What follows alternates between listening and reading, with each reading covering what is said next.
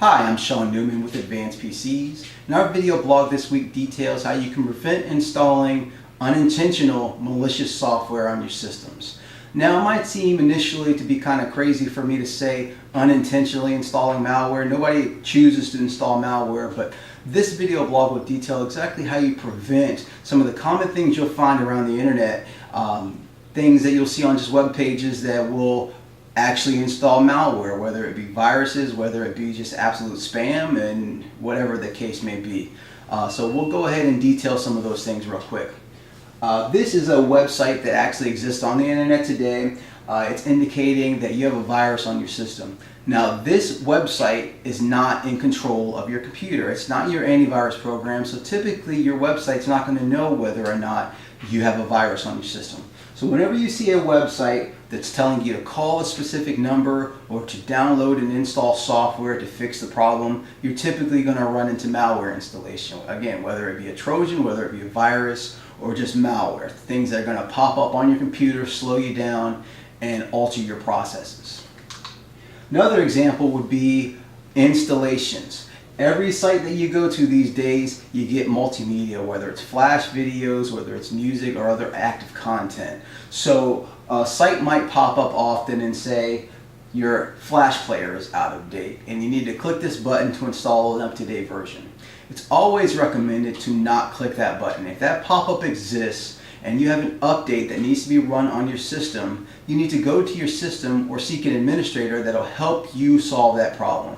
Don't click every pop-up that you see telling you that you need to update your systems, because many of them, like this one that I'm showing in this example, is actually another way to install malware. This site, if you click now, it'll install a video player that advertises to you instead of using the flash player that we commonly use on our computers.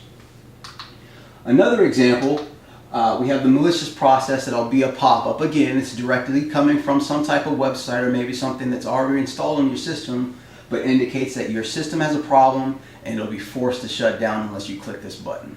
This is a tactic that many malicious software manufacturers use to make you click that button. Again, they know what you don't want to do. They know that you don't want to install their software. So this is a tactic that tells you that you need to do something in order to prevent something that they're going to put on your system. In this case, don't pay attention to these pop-ups. You just simply ignore them. And yet another one that tells you your computer might be infected, you treat this the same way as you treat the previous one. You don't rely on a website to tell you whether or not you have an infection. If you have a proper antivirus solution that's activated and updated, let that do that job for you. This website is actually a page that's mocked up to look like some type of antivirus solution.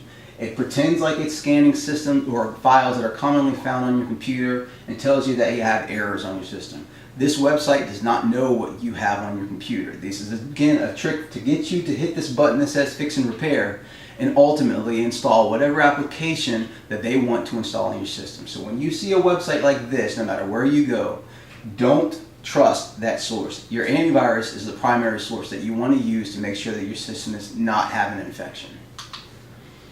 This site is something that we're seeing more and more commonly.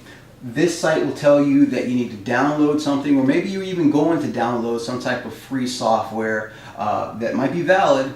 But again, if you see a page like this, you need to be very careful on which one of those buttons you download, because the download link might be the top one, and if you click the bottom one, you might be installing some malware, or it might be vice versa. You have to pay attention and be diligent when you're downloading to make sure that you're downloading from the original page that you were searching for. If you go to a download and it's a free install and you see something like this, you probably should just go ahead and back out of it and again, let an administrator handle the task. This last one that we're going to show is another way that manufacturers and software users install applications without you knowing it. In this case, we've got a Java setup, which is actually from a legitimate source. But on the bottom here, as you see, by default, it checks that to install a toolbar. Many PCs that we run into where people just install based on what pop-ups show on their computers, they're showing many toolbars because every manufacturer, again, wants to put that toolbar on your system. It's another form of malware.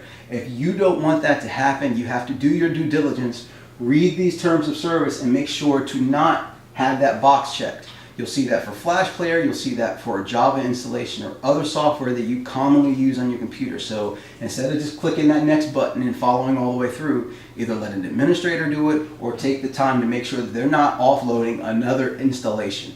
This type of malware is actually called side loading, and it's not necessarily a problem, but again, if you don't want that toolbar, you need to make sure that you're not telling them to install that toolbar on your system. This is a summary of the items that we see commonly when we're looking at malicious software and the way that it's installed on a computer without you doing it. Again, nobody wants to install malicious software, but it exists for a reason. It exists because they know how most computer users work. They don't want to read the fine print.